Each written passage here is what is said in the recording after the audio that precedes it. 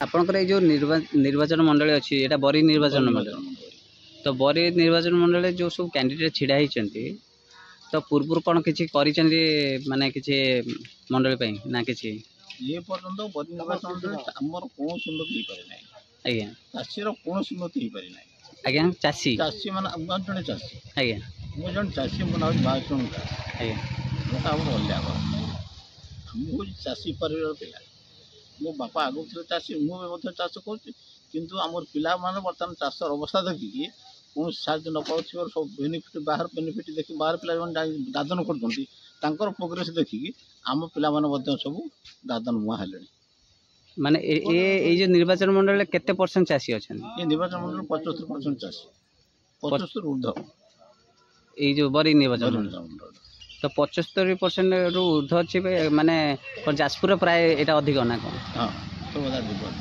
कौन कौन चाष हुए एपटे आम धान हुए बिरी हुए मुग हुए कोल्थ हुए आगे मांडिया फिंडा होता धोरे गला हुए बेटा होने सब फसल हो कहीं पनीर फसल हुए आसर कम करने पिला माने आगे रही ना चाष केवल बुढ़ा हाड़ा मैंने बर्तमान चाष कर बुढ़ा वाला पिला मैंने आगे कहीं जो मैंने बाहर दादन कर सी आणला पैसा जो प्रोग्रेस हो घर भल कर पिला मैंने आराम रोच देखिक बर्तमान चाष छाड़िया बसला समस्त चाषी माने ये तो चाष तो सरकार भी दौरान कौन कृषक जो कार्ड पैसा ना आउ कौन किसी समस्या अच्छी कृषक कार्ड पैसा तो आगु दिया हूँ आमर कृषक मैंने दाबी कर बुले बंगे किसी से दौरान कि मेन समाधान टा कौन मेन समाधान आम मान जलसेचन हम जो बर्तमान गोटे बड़ पॉइंट गवर्नमेंट कौच आम साहय देव कि साहय देवे जदि आमको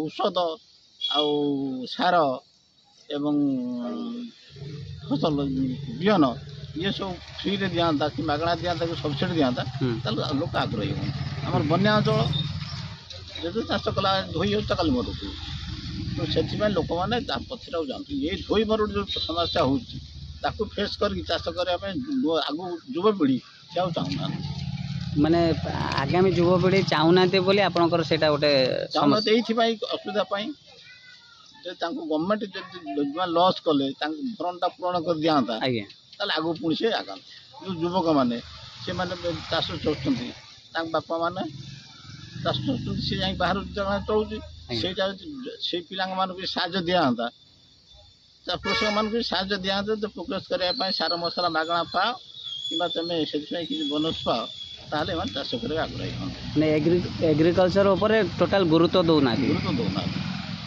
तो निहाती गुरुत्व देले जाई जा हबो ना कि गवर्नमेंट तरफ एग्रीकल्चर गुरुत्व दिया जीवो गवर्नमेंट साहय किसी मिल ताले आगता पीढ़ी जो मान कि दुनिया अपन चली आस कहते चाष ना आज्ञा काली जन शिक्षक बहुत जुक्ति है सी कहले चाषी गुड़ा सब मूर्ख मुझे सही पारे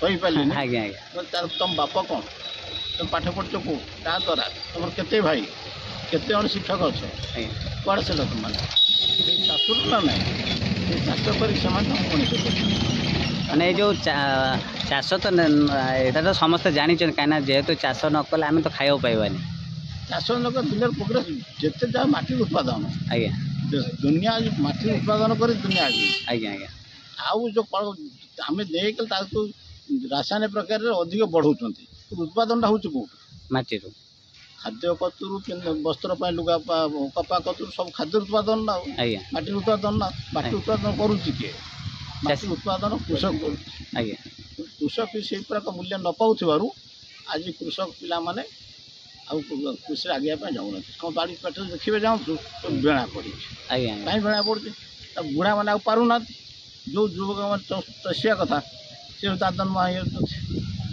एथर जो इलेक्शन जो चली बीजेपी बीजेडी कांग्रेस आउ जड़े चाषी जड़े नेता अच्छा तो सब छिड़ा होती तो एठी महल कौन लगुच माने सब चाषी माने कौन केवल चाषी मुहा ना कौन आज कथा आज्ञा मोर नाती बीए लास्ट इयर परीक्षा दे सी 10-15 सांग बस आज्ञा भितर कथा है गवर्नमेंट आमको किसी दौना ये बर्तमान जो इलेक्शन चलती ଲାଲ ଲାଲ ହେଉଛନ୍ତି ଲୋକ ଫିଷ୍ଟି କରିକି ଭୋକ ଖାଇକି ଆମକୁ କିଏ ପଚାରୁନାହାନ୍ତି।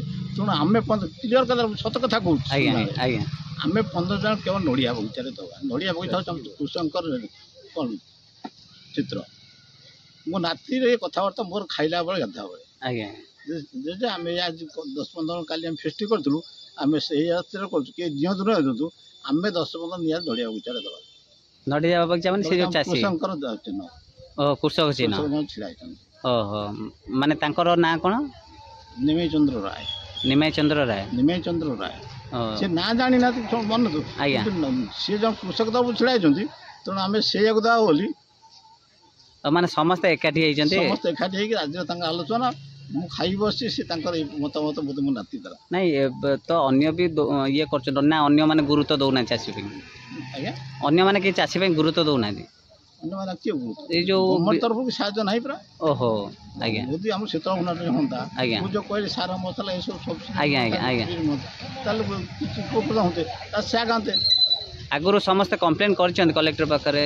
ଆଗରୁ ହଉନି ତ ଏବେ ଆମର କୃଷକ ଯେଉଁ ସଂଗଠନ କରୁଛି ଆଜ୍ଞା ସେ କୃଷକ ସଂଗଠନ ମାଧ୍ୟମରେ ଦାବି କରାଯାଉଛି। ସବୁ କୃଷକ ଏକାଠି ହେଇଛନ୍ତି? ସବୁ କୃଷକ ଏକାଠି ହେଇକି ସଂଗଠନ କରିକି ଚାଷର ଦାବି କରିବାରୁ ଆଜ୍ଞା କିଛି କିଛି ତାଙ୍କୁ ଯେଉଁ ପ୍ରତିଶ୍ରୁତି ଦେଇଛନ୍ତି ଦିଆହେଇଛି।